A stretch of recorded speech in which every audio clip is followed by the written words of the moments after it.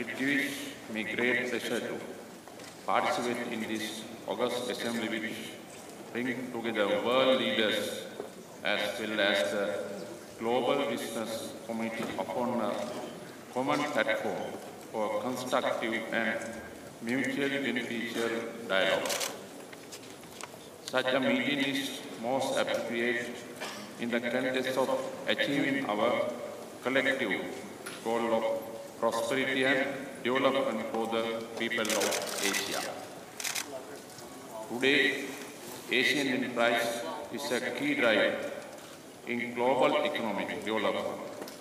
As Asian economy continues to grow, they have also become more complex and more integrated with each other and with the rest of the world. The theme of this year's forum, Asia's New Future Towards a Community of Common Destiny, is relevant and timely. The wealth of Asia, measured in GDP per capita terms, differs widely among and within status, even as Asia has the majority of the world population, accounting for nearly 60% of the estimated 7.2 billion. It is also home to majority of the world's poor.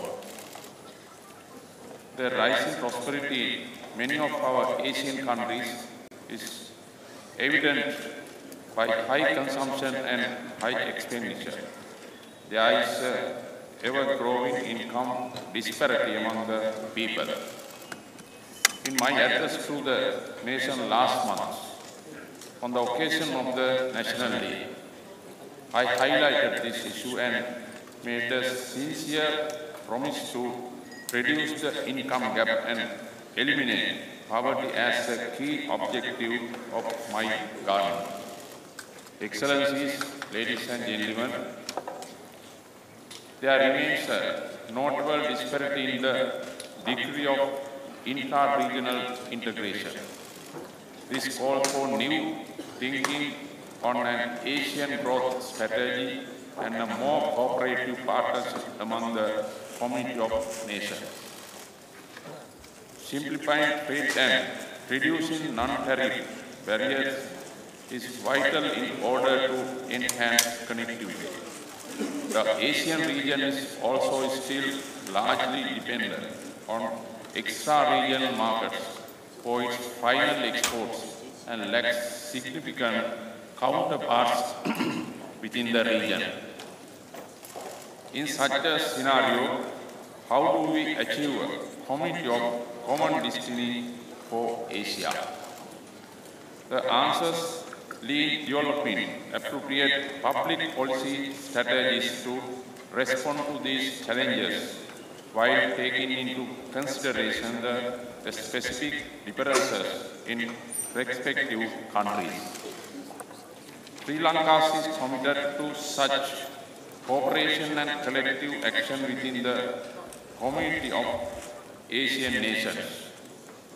The people of Sri Lanka on the 8th of January gave me an overwhelming mandate to take the country on a path of progress as a nation will come in a new dawn of democracy, good governance, the rule of law and equal opportunities for all.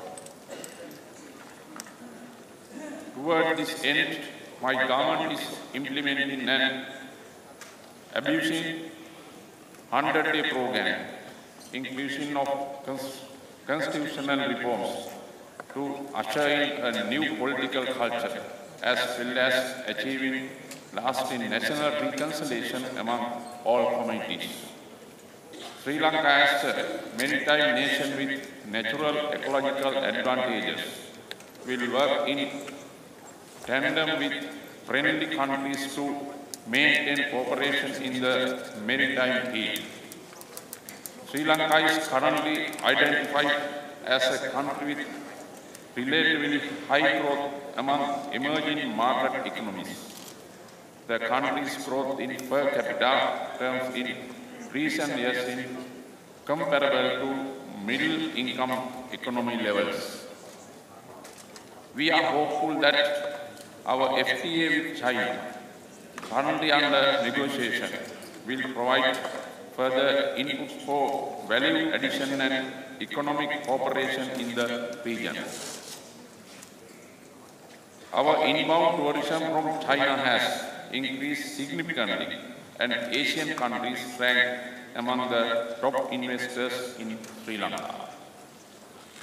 This important forum can play a significant role to achieve our collective vision of an Asian community of common destiny. In conclusion, I take this opportunity to convey my best wishes for a successful and productive outcome for the Boao Forum for Asia 2015. Thank you.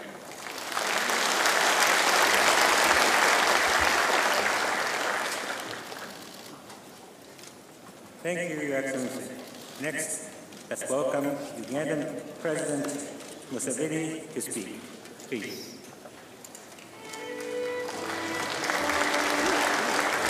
Gimana tapi?